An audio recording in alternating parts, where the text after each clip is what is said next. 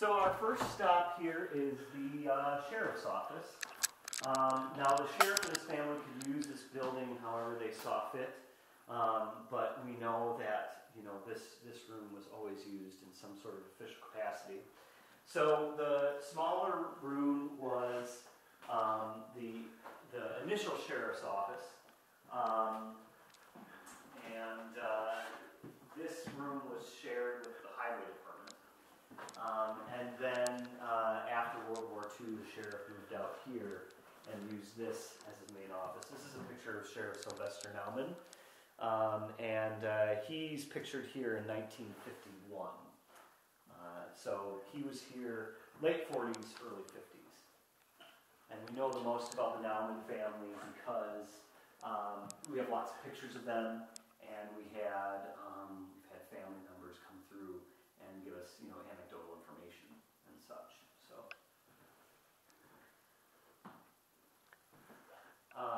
you'll notice the lighting in each of the rooms is, set for like the 1940s period, and that's for two purposes. One, the dimmer light is better for the artifacts, and then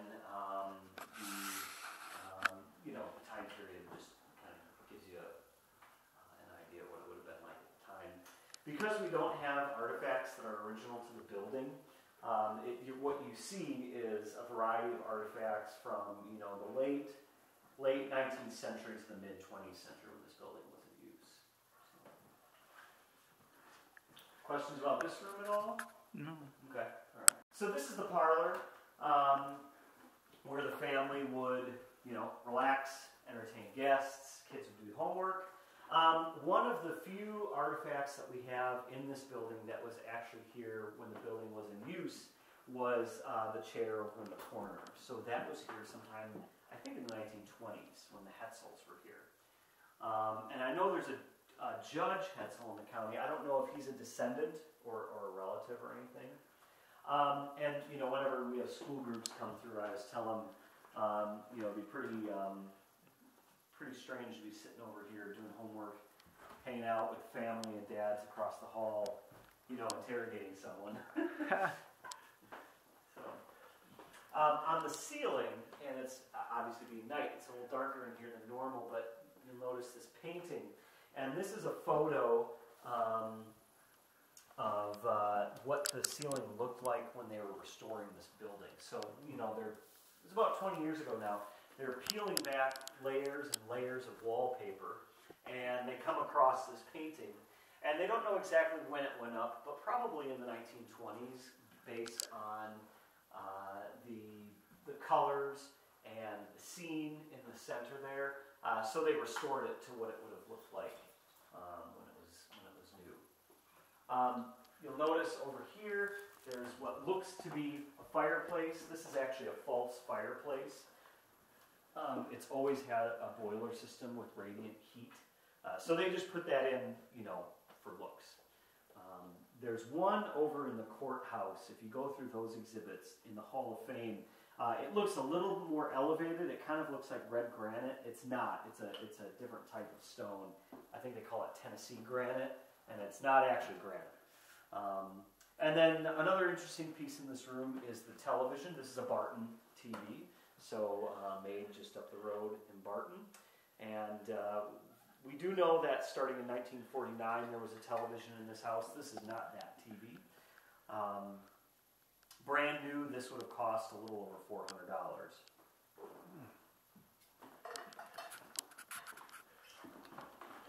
So now we're in the sheriff's bedroom, as you can see. And this room is quite small compared to the bedrooms that we're going to see upstairs. We know that the Naumans used this room as their bedroom because they had 4 boys, and there are only 2 bedrooms upstairs. There's also, and it's a little hard to see right now, but there's like a seam right here on the wall.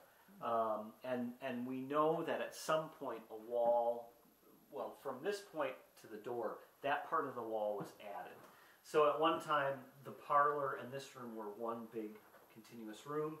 And then at some point, someone needed it, to be, sectioned off to make use of the room. But like I said, when we get upstairs, you'll notice that the kids' bedrooms are much larger. I had a few guys come through about a month ago.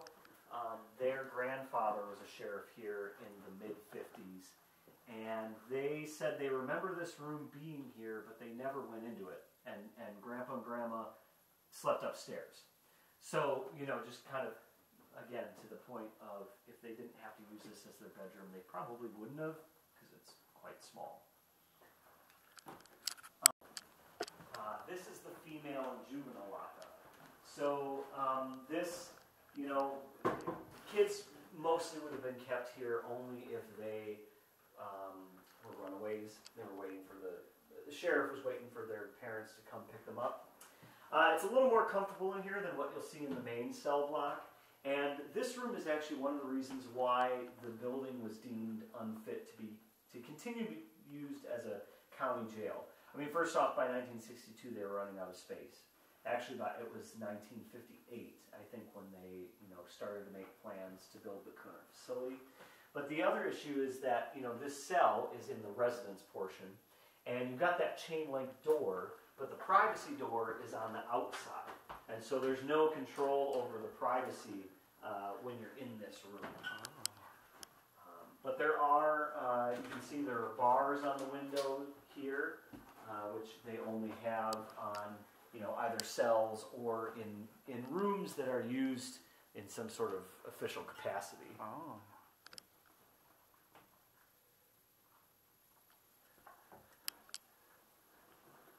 All right, so we can head into the main cell block next.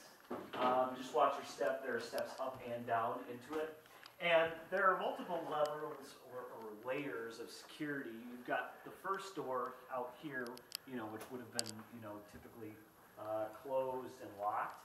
Then you make your way through another doorway, with this door being over here. And then you've got this other set of bars here on the door, and then each of the cells has its own, you know, locking door. So quite secure. Billed as, you know, impenetrable and inescapable. As far as we know, there were no, you know, escapes from within the building. There were definitely, you know, prisoners who, you know, if they were out working in the yard or something, they, you know, maybe wandered off. You know, it didn't take too long to apprehend them. And no one really famous that we know of. Or infamous, I guess I should say. No one you've heard of in the movies. I was telling people, unless you had a relative that was here, you probably don't know anyone that was locked up in these cells. And there are 4 cells down here, 4 cells upstairs. The upstairs is just used as collection storage, so that's not open, but it's exactly the same as What's these little storage units on the ground here? In the corners? Yeah. So when this building was first constructed, there was an outhouse on the property, but they would use chamber pots in place of toilets. Oh.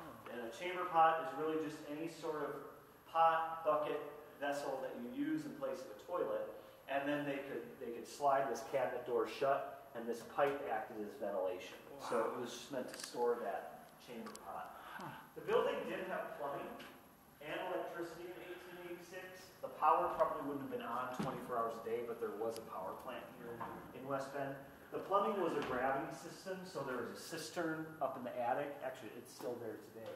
So that would store water, and then there was just a pipe that ran through the house to let it down. Oh. We don't know when they got flushing toilets, but you know, eventually we did.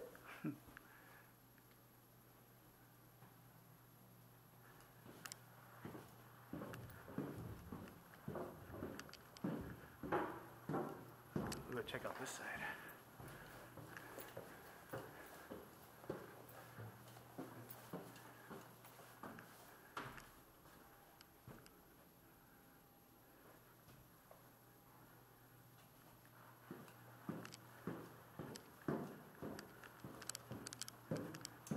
Any questions about the cell block at all, or? No.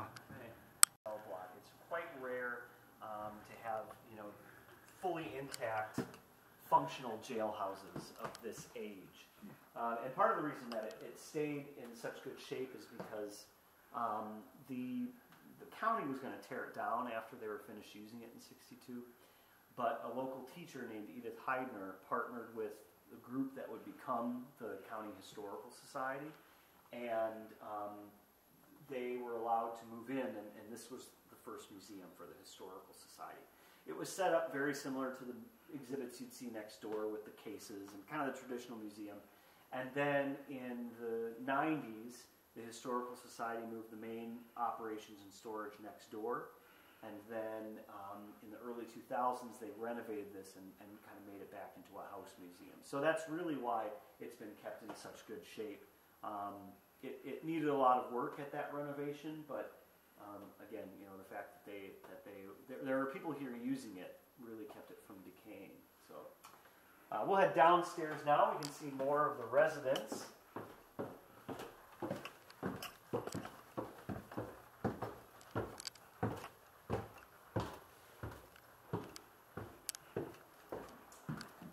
So this room is the dining room, as you can see. And not only was it the family dining room, but it was also the radio room. So there's this great picture of a guy sitting here. We don't know who that is or exactly when it was taken. I don't know that it's on the back. We don't care. No. But in this corner of the room is where the radio was. So, you know, someone had to sit there 24 hours a day, obviously in shifts.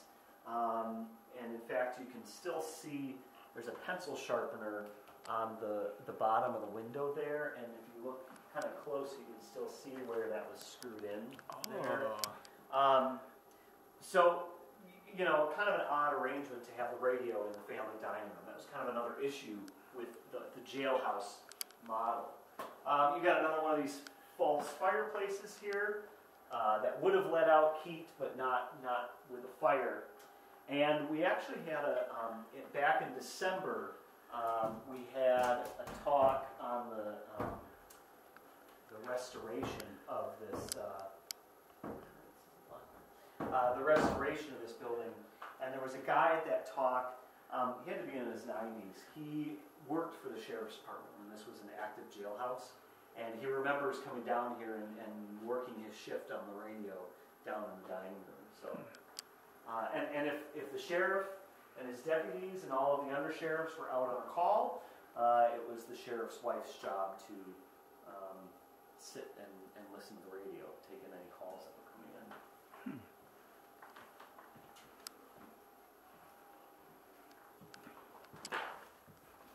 So here we have the kitchen, also used as a dining space. We've had grandkids of sheriffs come through and tell us, you know, memories of Thanksgiving dinner being down in this room.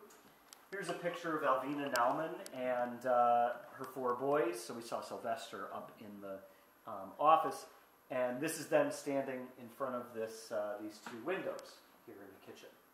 And you can see the woodwork at that time was white. They would have had, before modern refrigeration, they would have had an ice box. Ice block would have been stored over here. Even so, with the ice box, the sheriff's wife would have had to, go to the grocer, the butcher, baker, all the those different places, probably every other day. You've got this bread making station. It's got that enamel counter to keep the dough at consistent temperature as you're working it, and then a flour sifter used not to keep lumps out, but to keep bugs out of the flour. So this is where the family meals would have been prepared, and in some instances even they would have dined down here as well.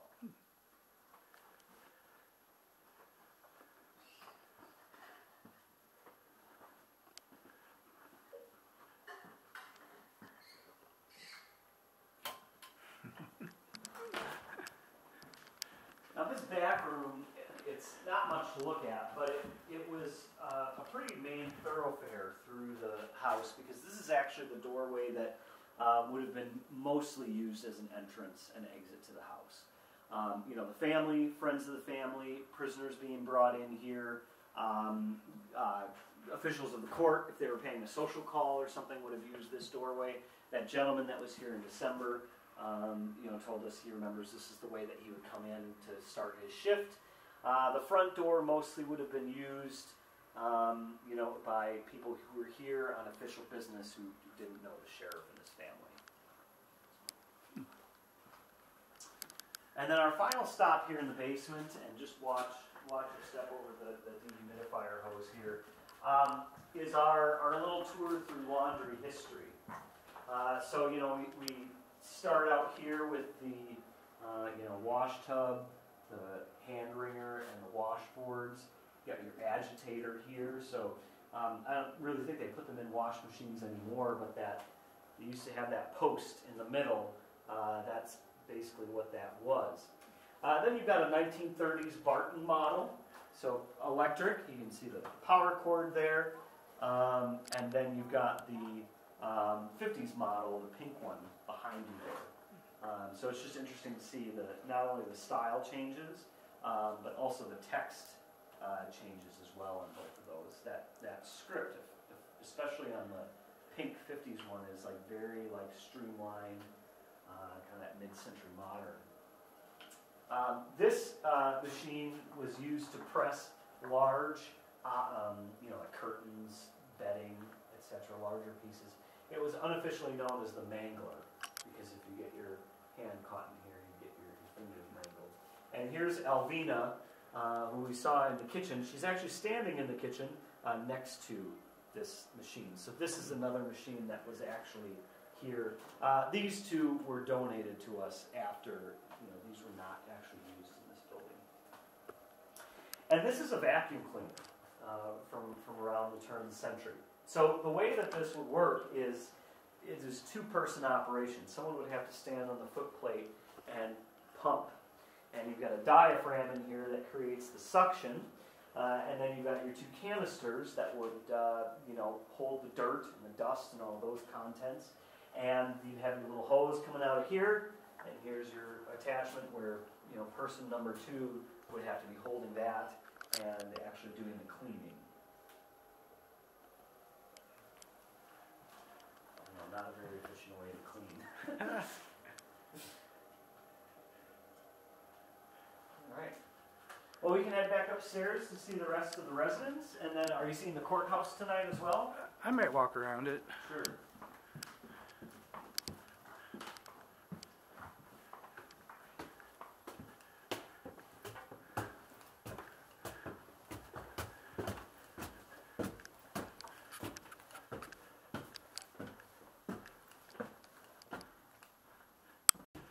So as we make our way up the stairs, you'll notice, you've got this pretty ornate rail work here, and it gets more plain as you move up because this wasn't, the public-facing area. You've got a bathroom over here to the left. The fixtures in there are the styles that would have been in place in like the 1920s. Again, we don't know when they got like flushing toilets, but we know that the style of all of those is 1920s.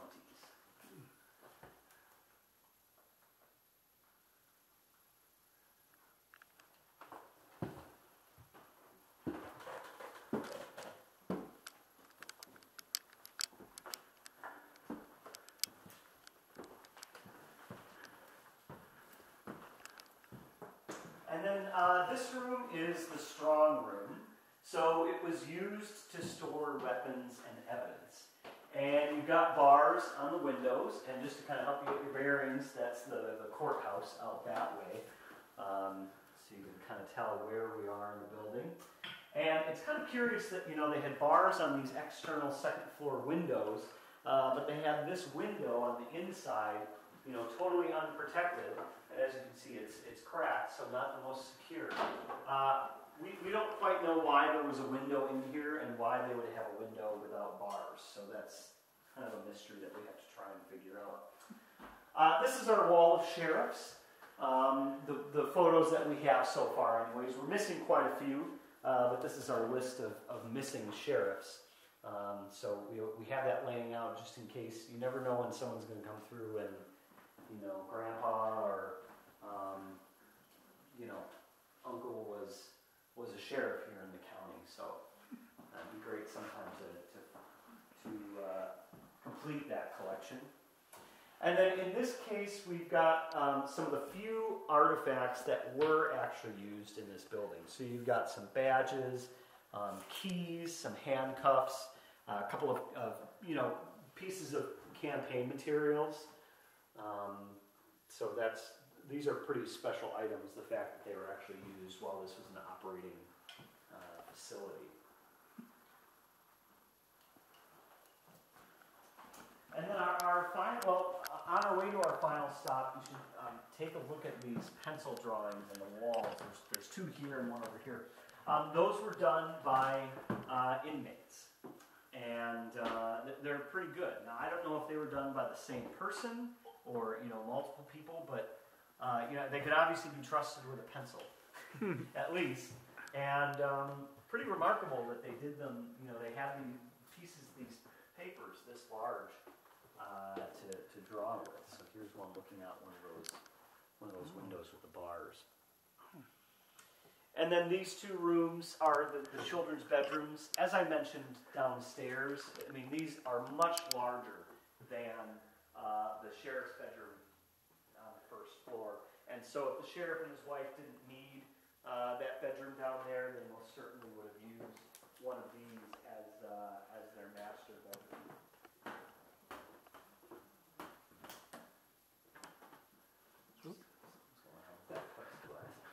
So one room is set up to look like a typical boys' room. One room like a girls' room, and some great old toys in there too.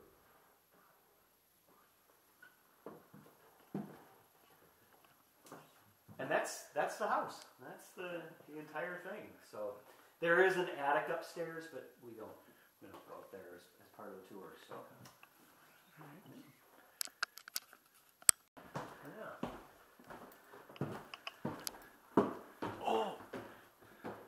Oh yeah, so that, you'll notice the edges of that hole are flared out because it was basically the megaphone. If the sheriff needed to make any announcements or, tell him to quiet down or something in there, use that.